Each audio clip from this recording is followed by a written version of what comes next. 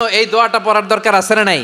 সকালবেলা যদি পড়েন 3 বার, সারাদিন তারা আপনার জন্য মাগফিরাতের দোয়া করবে। আর ওই দিন ইন্তেকাল করলে আল্লাহ তাআলা শহীদ হিসেবে আপনাকে কিয়ামতের দিন দাঁড় করাবে।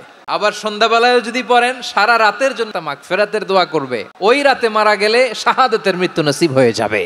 সকাল সন্ধ্যার যে জিকির, এই জিকিরের অন্তর্ভুক্ত করে নেবেন এই ওয়াজিফাটা।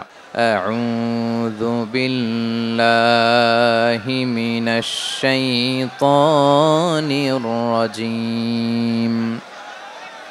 বিসমিল্লাহির রহমানির রহিম। হুয়াল্লাহু আল্লাযী লা ইলাহা ইল্লা হু আলিমুল গায়বি ওয়াশ শাহাদাতি হুয়ার রহমানুর রহিম। হুয়াল্লাহু আল্লাযী লা ইলাহা ইল্লা হু الملك القدوس السلام المؤمن المهيمن العزيز الجبار المتكبر سبحان الله عما يشركون هو الله الخالق البارئ المصور له الأسماء الحسنى يسبح له ما في السماوات والأرض وهو العزيز الحكيم। মুখস্থ আছে না সবার? বাংলাদেশে ফজরের নামাজে প্রত্যেক মসজিদে যখন তাসবিহ পড়ে, ইমাম সাহেব এটা তালিম দেয় না, তালকিন দেয় না? মুখস্থ আছে না সবার? জি, ইনশাআল্লাহ। সূরা হাশরের শেষ 3 আয়াতের একটা বিশেষ ফজিলত আছে, এটা আপনারা পড়বেন। কি ফজিলত? বিষ্ণু ইসা ইসলাম বলেন, মান ক্বালা হিনা ইউসবিহু সালাসা মাররাতিন আউযু বিল্লাহিস সামিউল আলিম মিনাশ শাইতানির রাজীম সুম্মা ক্বারাআ সালাসা আয়াতিন মিন আখিরি সূরাতিল হাশরি ওয়াক্কালাল্লাহু বিহি ৭০,০০০ মালাকিন ইউসাল্লুনা আলাইহি ওয়া ইন মাতা ফি যালিকাল ইয়াউমি মাতা শাহীদান। বিশ্বনবী মুহাম্মদুর রাসূলুল্লাহ সাল্লাল্লাহু আলাইহি ওয়াসাল্লাম ইরশাদ করেন, যে ব্যক্তি সকালবেলা 3 বার তেলাওয়াত করবে আউযু বিল্লাহিস সামিউল আলিম মিনাশ শাইতানির রাজীম, এরপরে সূরা হাশরের শেষ 3টি আয়াত তেলাওয়াত করবে, রব্বুল আলামিন ওই ব্যক্তির জন্য ৭০,০০০ ফেরেশতা নিয়োগ দিবেন, যারা সারা দিন ওই লোকের জন্য মাগফিরাতের দোয়া করবে। শুধু এখানেই শেষ নয়, বিশ্বনবী ফরমান, ওয়া ইন মাতা ফি যালিকাল ইয়াউমি মাতা শাহীদান, ওই দিন যদি ওই ব্যক্তিটা ইন্তেকাল করে, সে শহীদ হয়ে কিয়ামতের দিন আল্লাহর সামনে দাঁড়াবে। সকালবেলা যদি পড়েন 3 বার আউযু বিল্লাহিস সামিউল আলিম মিনাশ শাইতানির রাজীম 3 বার পড়ে সূরা হাশরের শেষ 3 আয়াত যদি তেলাওয়াত করেন, তাহলে আপনার জন্য আল্লাহ তাআলা ৭০,০০০ ফেরেশতা নিয়োগ করবে। সারা দিন তারা আপনার জন্য মাগফিরাতের দোয়া করবে। আর ওই দিন ইন্তেকাল করলে আল্লাহ তাআলা শহীদ হিসেবে আপনাকে কিয়ামতের দিন দাঁড় করাবে। সুবহানাল্লাহ, এত আস্তে। আবার সন্ধ্যাবেলায় যদি পড়েন, সারা রাতের জন্য ৭০,০০০ ফেরেশতা মাগফিরাতের দোয়া করবে। ওই রাতে মারা গেলে শাহাদাতের মৃত্যু নসিব হয়ে যাবে। এজন্য এই দোয়াটা পড়ার দরকার আছে না নাই? আযকারুস সাবাহি ওয়াল মাসা, সকাল সন্ধ্যার যে জিকির, এই জিকিরের অন্তর্ভুক্ত করে নেবেন এই ওয়াজিফাটা। যে হাদিসটা বর্ণনা করলাম সুনানে তিরমিজির হাদিস, যদিও হাদিসটা সনদের দিক থেকে দাঈফ, কিন্তু মুহাদ্দিসিনে একরাম বলেছেন যেহেতু এটা ফাজাইলুল আমালের হাদিস, এটা পড়ার ক্ষেত্রে কোনো নিষেধাজ্ঞা নাই, এটা পড়া যাবে। সো সকাল সন্ধ্যা যদি সুযোগ হয় এই ওয়াজিফাটা যেন আমরা পড়ি। এই 3টি আয়াতের ভেতরে আল্লাহ তাআলা তার 14টি গুণবাচক নাম উল্লেখ করে দিয়েছেন।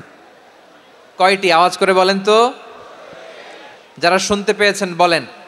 এই 3টি আয়াতের মধ্যে আল্লাহর কয়টি সুন্দর সুন্দর গুণবাচক নাম আছে বলেন তো? কয়টি? সবাই বলেন কয়টি? হুয়াল্লাহুল্লাযী লা ইলাহা ইল্লা হুয়া আলিমুল গায়বি ওয়াশ শাহাদাতি হুয়ার রহমানুর রহিম।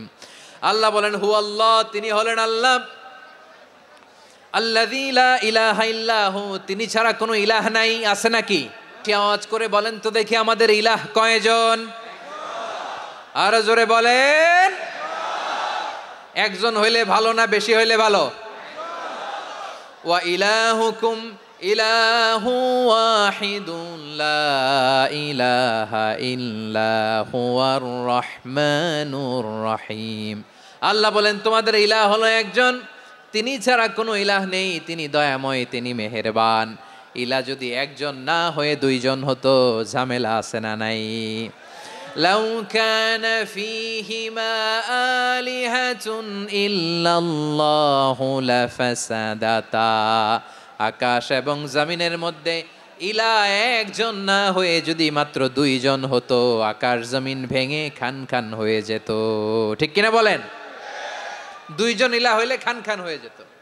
আমাদের রব একজন হইলে ভালো না বেশি হইলে ভালো? কথা বুঝতেছেন? আরে একজনের তো মন জোগায় চলতে পারি না, ঠিক কিনা? হ্যাঁ, একজন, তিনি যে আদেশগুলো দিয়েছেন আমাদের দুর্বলতার কারণে আমরা তো পারি না। যদি 10 জন হইতো, ওই 10 জনের হ্যাপি করতে পারতাম, তাদেরকে স্যাটিসফাই করা যেত এত সহজে? 10 জনের 10 নিয়ম থাকতো। একজন বলতো আমার সেজদা দিবি সকালে, আরেকজন বলবে আমার জন্য নামাজ পড়বি 3 বার, আরেকজন বলবে আমার জন্য যাকাত দিবি এতবার, আরেকজন বলতো আমার জন্য কুরবানি দিবা এতবার। তাহলে আমাদের জন্য কঠিন হয়ে যেত, ঠিক কিনা?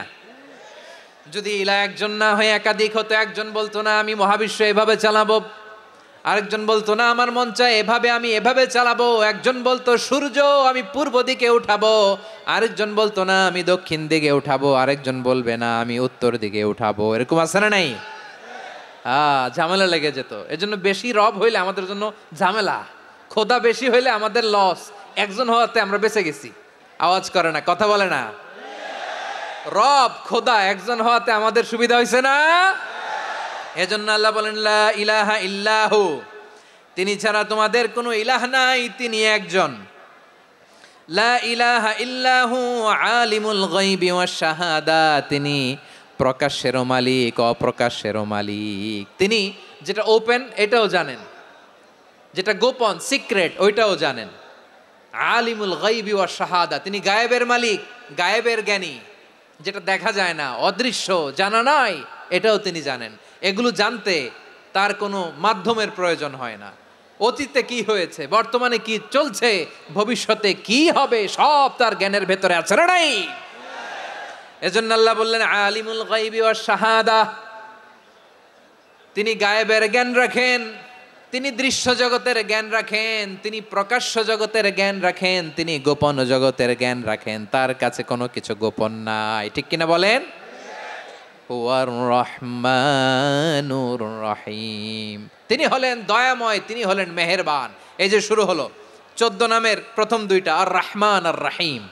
হুয়ার রহমানুর রহিম, তিনি হলেন the most gracious, the most merciful, তিনি দয়াময়, তিনি অতিশয় মেহেরবান। সুবহানাল্লাহ বলেন। রহমান আল্লাহর one of the major names, আল্লাহর মৌলিক নামগুলোর মধ্যে গুরুত্বপূর্ণ একটা নাম হচ্ছে রহমান। গুরুত্বপূর্ণ নাম কি? রহমান, দয়ার সাগর, মায়ার সাগর। রহমানুন ফিদ দুনিয়া ওয়া রহিমুন ফিল আখিরা, এই দুনিয়ার জন্য আল্লাহ রহমান, দুনিয়াতে আল্লাহ সবাইরে দয়া করে, কাফিররেও করে, মুসলিমরেও করে। আর আখিরাতের জন্য তিনি রহিম, সেখানে কাফির মুশরিকদের জন্য আল্লাহর পক্ষ থেকে কোনো দয়া থাকবে না। চিল্লায় বলেন ঠিক কি না? এজন্য আল্লাহ বললেন আমার মৌলিক একটা নাম হলো রহমান। আল্লাহর পরে অন্য কোন নাম দিয়ে যদি তোমরা আমার নাম প্রকাশ করতে চাও, জপতে চাও, ডাকতে চাও, তোমরা রহমান নামে ডাকো। রব্বুল আলামিন ইরশাদ করেন কুলিদুল্লাহ আউদিউর রহমান আইয়াম্মা তাদউ ফালাহুল আসমাউল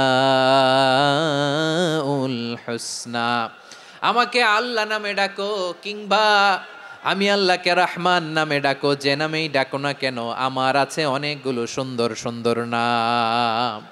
যে নামেই ডাকো আমি শুনি, ডাকলেই আমি সাড়া দেই, সকালে ডাকলেও সাড়া দেই, দুপুরে ডাকলেও সাড়া দেই, মাঝরাতেও যদি আমরা বিপদে পড়ি ডাকলে আমাদের ডাকে সাড়া দেয় কে? সবাই বলুন তো, সাড়া দেয় কে? আবার বিশ্বনবী যখন মক্কায় দাওয়াত দিচ্ছিলেন, তিনি মাঝে মাঝে আল্লাহর নাম বলছিলেন, মাঝে মাঝে তিনি রহমান নাম বলছিলেন। যখন তিনি বললেন ওয়াইদা কিলা লাহুমুসজুদু লিররহমানি ক্বালু ওয়ামার রহমান, বিশ্বনবী মক্কায় যখন মক্কার কাফিরদেরকে, কুরাইশদেরকে বলল তোমরা রহমানকে সেজদা দাও, রহমানের ইবাদত করো, রহমানের জন্য সেজদায় লুটিয়ে পড়ো, মক্কাবাসী বলে রহমান আবার কে? রহমান রে তো চিনি না। রহমানকে আল্লাহ চিনি, রহমান চিনি না। মক্কাবাসী কি বলে? কারে চিনে? আল্লাহরে চিনে। কারে চিনে না? রহমান কে তো চিনি না। রহমান আবার কোত্থেকে আসলো? কে Rahman? Who is this Rahman? যখন তারা বলে রহমান রে চিনি না, আল্লাহর গায়রতে আঘাত লেগেছে। আল্লাহ বলে রহমান রে চিনো না? না, তাদেরকে চিনানোর জন্য আল্লাহ ৭৮ আয়াত বিশিষ্ট আর রহমান নামে কোরআনে একটা সূরা নাজিল করেছেন।